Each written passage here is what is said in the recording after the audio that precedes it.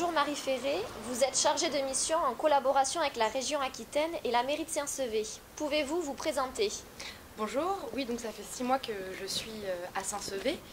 Je suis diplômée de l'école du Louvre et j'ai effectué déjà plusieurs missions d'inventaire patrimonial dans différentes collectivités territoriales comme Meulan ou la Haute-Vallée de Chevreuse. Et je suis arrivée à Saint-Sevé pour effectuer à nouveau donc un inventaire du patrimoine. En quoi consiste cette mission? L'inventaire du patrimoine est un service qui est créé en 1964 par André Malraux. Au départ, c'est une compétence du ministère de la Culture. Et depuis 2004, c'est une compétence qui revient aux régions. Et c'est donc en collaboration, comme vous l'avez dit, avec le service de l'inventaire régional Aquitaine et la mairie de Saint-Sevé que cette mission a été mise en place. Elle consiste à repérer et étudier les différents éléments qui relèvent du patrimoine sur la ville et sur la commune de Saint-Sevé et de les utiliser pour essayer de reconstituer une histoire de la ville et une évolution de la morphologie de la commune. Pouvez-vous dresser un bilan de vos 6 premiers mois? Alors le premier travail était de sillonner la ville de Saint-Sevé pour m'approprier le terrain. Et je partais donc à la découverte des rues avec mon appareil photo et ma grille de repérage pour inventorier toutes les maisons, tous les édifices publics, les édifices religieux, les vestiges qui se trouvaient donc dans la ville. Ce travail était essentiel parce qu'il permettait de comprendre les différents types de bâtis qui se trouvaient à Saint-Sevé et évidemment de comprendre mieux cette ville visuellement. Des hôtels particuliers issus de l'Ancien Régime qui témoignent de la richesse des grandes familles nobles à Saint-Sevé, aux constructions du XIXe siècle qui, encore une fois, désignent une activité économique importante, pour terminer avec les villas qui viennent peupler les alentours du cœur de ville au début du XXe siècle. Mais il faut bien comprendre que l'inventaire ne s'arrête pas exclusivement aux grandes demeures et s'intéresse aussi à ce que l'on pourrait appeler du petit patrimoine, c'est-à-dire en fait toutes les maisons, tous les édifices civils. Et mon intérêt donc était porté vers ces maisons-là, car elles permettent de comprendre l'évolution de la ville à travers les siècles.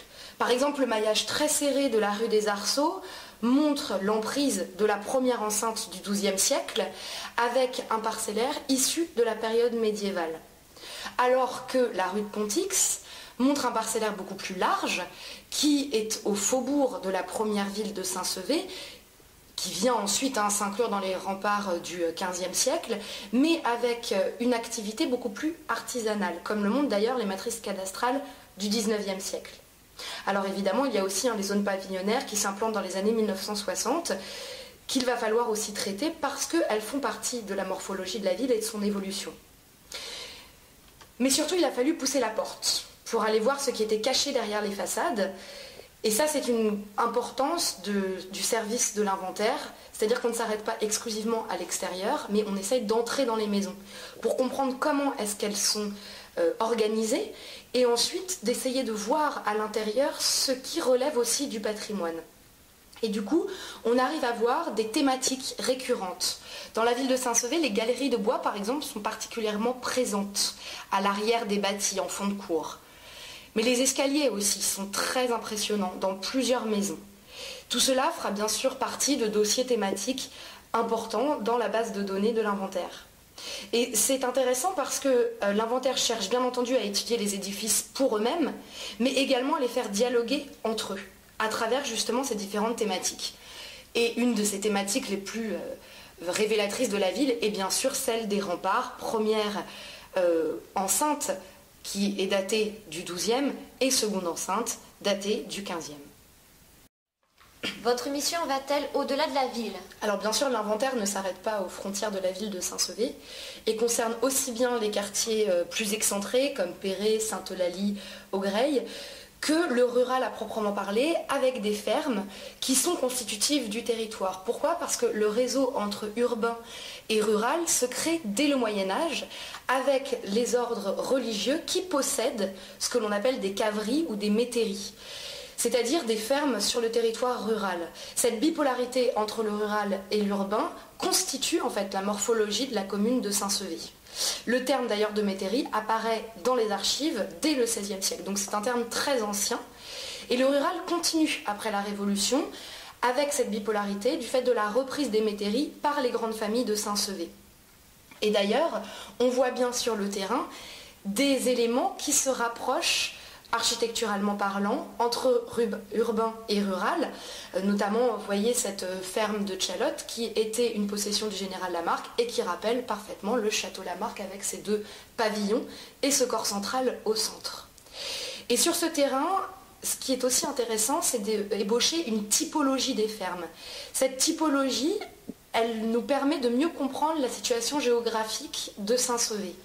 Parce que l'on trouve des fermes qui sont typiques de la vallée de l'Adour, avec ces 2 corps de bâtiments et cette cour centrale, donc évidemment qui se place plutôt au nord de la commune, sur les bords de la vallée de l'Adour, et un autre type de ferme, plutôt chalossienne, dans la partie sud de la commune, où l'on voit que là, il n'y a qu'un seul corps de bâtiment qui concentre aussi bien l'habitation que l'étable.